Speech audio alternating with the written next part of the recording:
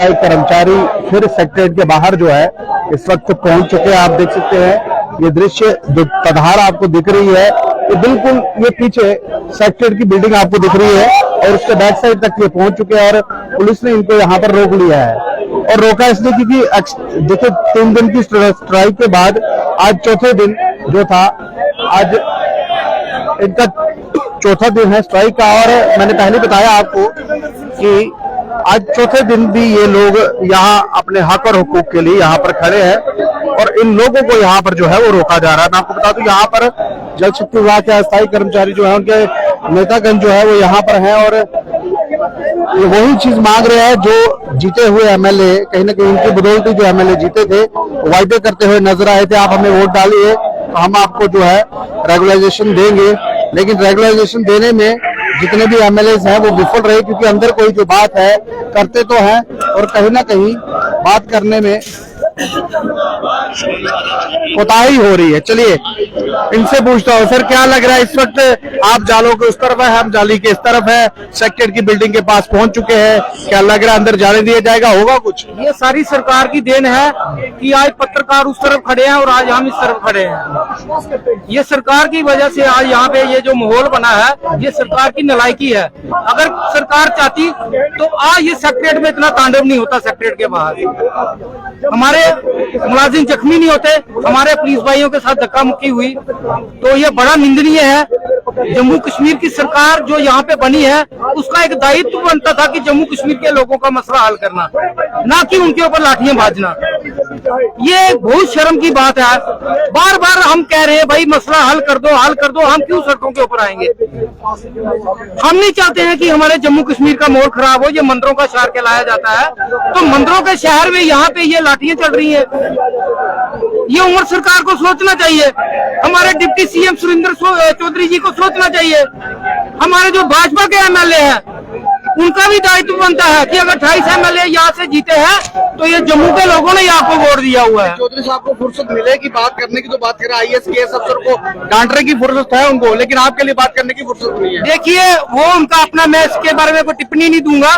मैं ये कहना चाहता हूँ कि जो हमारे डिप्टी सीएम है आज भी उनके कुछ बयान आए हैं, लेकिन वो अब हमारे डेली बेजरों के हक में आ रहे हैं, क्योंकि कल उन्होंने एक बयान दिया था जिसका कि बहुत रिजेंटमेंट हुई थी। उस रिजेंटमेंट की वजह से नौशहरा में कल भी रैली हुई थी और शाम को उनके ऊपर फोन के ऊपर बात भी हुई उनके बेटे से, क्योंकि वो डेली बेजरों या आज वो नौशहरा में अगर जीते हैं तो उसमें डेली बेजरों का बहुत बड़ा रोल था। डेली बेजरों ने ओपनली वहां पे सुरेंद्र चौधरी जी का साथ दिया था।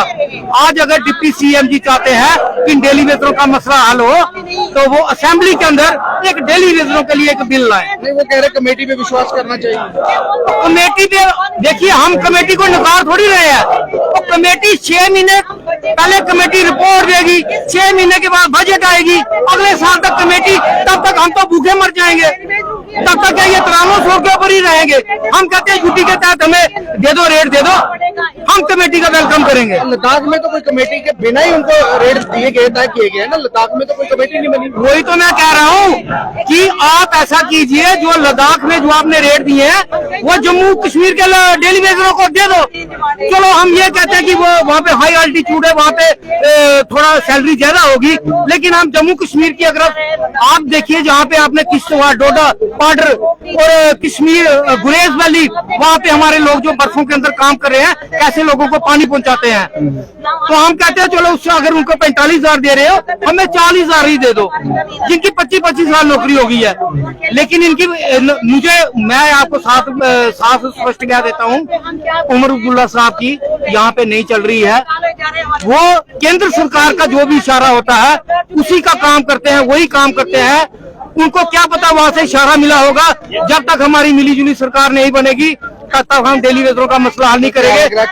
करनी और कथनी में फर्क हो रहा है। और ये देखिए, ये क्रेडिट का मसला है, डेली वेजरों से क्रेडिट लेना है इन्होंने। डेली वेजरों को कौन पक्का करेगा? उमर सरकार करेगी या कि भाजपा करेगी? ये दोनों क्रेडिट लेने के चक्कर में है। मैं दोनों भाइयों को कहता हूँ, भाई आपस में मिल जाओ। जिस तरह से आप टेबल के ऊपर इकट्ठा खाना खाते हो, जिस तरह से आप कश्मीर में और कश्मीर के जो अपने मुख्यमंत्री साहब है हमारे जम्मू कश्मीर के, वहाँ पे जाके भाजपा के साथ बैठ के एक ही कुर्सी के ऊपर अमित शाह के साथ आप मीटिंग करते हो, तो एक मीटिंग इन डेली वेजरों के लिए भी कर दो भाई। ये डेली वेजर सड़कों के ऊपर भूखे मर रहे हैं। देखिए ये इंसानी मुद्दा है, इसके ऊपर शायद ही कोई चीफ मिनिस्टर या कोई एमएलए बात करे, क्योंकि ये वो लोग हैं जो इन्हीं सरकारों ने वायदे किए थे, अपने मैनिफेस्टो में रखा था कि इन लोगों को पक्का किया जाएगा। अब पक्का कब किया जाएगा ये मुझे नहीं पता, लेकिन इस वक्त भारी तादाद जो है वो इस सेक्रेटरीट के बाहर तक पहुंच चुकी है। पीछे मैंने पहले ही बताया, पीछे बिल्डिंग आपको दिख रही है, साथ में सिटी थाना है और सिटी थाने की सारी पुलिस जो है वो यहाँ पर मौजूद है, क्योंकि इनको आगे नहीं जाने दिया जाएगा। ये शायद लग रहा है क्योंकि साथ में सेक्टर है और हो सकता है यहाँ पर चीफ मिनिस्टर जो है वो निकले, हो सकता है ये घेराव करे, इसलिए इनको यहाँ पर जो है वो रोका गया है। आखिरकार क्या होगा, ये कब तक यहाँ खड़े रहेंगे, क्योंकि पहली लाठीचार्ज भी हुआ है, उस लाठीचार्ज के बाद क्या होगा, लाठीचार्ज के बाद क्या होगा। देखिए बहुत से ऐसे जो लोग हैं जिनके ऊपर लाठीचार्ज के बाद कहीं ना कहीं लोग इंजर्ड भी हुए हैं, और वो लोग इस वक्त कहीं ना कहीं बीच में बैठे हुए हैं, लेकिन लाठीचार्ज के बाद ये लोग जो है वो कहीं ना कहीं इस वक्त सेक्टर के बाहर तक खड़े हैं। चलिए मैं अंदर जाने की कोशिश जो है वो करूंगा, इनसे जाने की कोशिश जो है वो करूंगा। ये देखिए इस वक्त जो यहाँ का रास्ता है, मैं कोशिश करूंगा अंदर जाने की, आखिरकार अंदर जो है जगह दे तुम निकलो बाहर।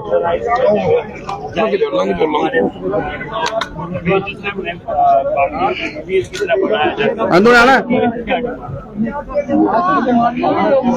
ये क्या हुआ है? ये सब कुछ हो रहा है, 4 दिन से हो रहा है। ये हुआ क्या है? कपड़े फट गए हैं, ये नाके लगाए हैं, एक कंटीली वाली तारें लगा देते हैं, 144 इम्पोज कर देते हैं, जब भी आते हैं हम लाठीचार्ज कर देते हैं, एक कंटीली तारें लगा देते हैं। लेकिन हम संविधान के कानून के हित में रह के इसको हम सिस्टम से चलेंगे, गलत से नहीं चलेंगे। हमें पता है यहाँ से उल्लंघना होगी, हम फिर भी एनसी गवर्नमेंट और हमारे जो अपोजिशन में बीजेपी वाले हैं उनसे हम रिक्वेस्ट कर रहे हैं कि हमारा मसला हल करो। 4 दिन से हम जब भी आते हैं तो ये रोडों पे आके लाठी कर देते हैं। मैं सबसे गुजारिश करूंगा जो हमारे जल शक्ति डिपार्टमेंट के जावेद राणा है, उनको मैं कहूँगा, देखिए ये इस वक्त जो है कहीं ना कहीं पुलिस जो है वो ये कह रही है कि ये डराने की और धमकाने की जो कोशिश की जा रही है, और यहाँ पर कोई बंदे दी कुत्तों राड़ा लिए मार के नहीं होना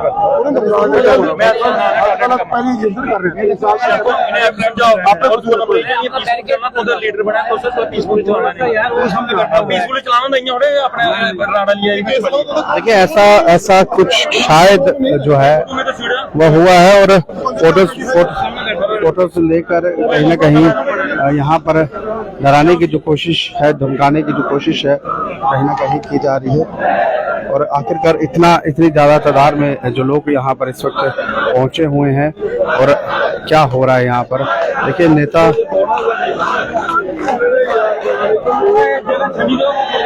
देखिए ये बहुत बड़ी विडंबना है कि आखिरकार पुलिस कुछ फोटोज लेके आ रही है, और कौन लोग हैं जो बीच में इस स्टेशन को खराब करने की कोशिश जो है वो कर रहे हैं। लेकिन डेली वेजर इस वक्त बाहर पहुंचा हुआ है, सेक्टर की बड़े बड़ी बिल्डिंगें आपको दिख रही हैं, और ये सभी जो लोग हैं वो यहाँ पर हैं। चलिए देखते हैं कि इस वक्त जो तादाद यहाँ पर आपको दिख रही है, मैं बता दूं आपको, और यहाँ पर ये भारी तादाद जो है वो यहाँ पर है, और कहीं ना कहीं इस वक्त डेली वेजर बात करने के लिए कोशिश ये कर रहा है कि बात की जाए, और इस मुद्दे को और इस सारे चीज को जो है सुलझाने की कोशिश जो है वो की जाए।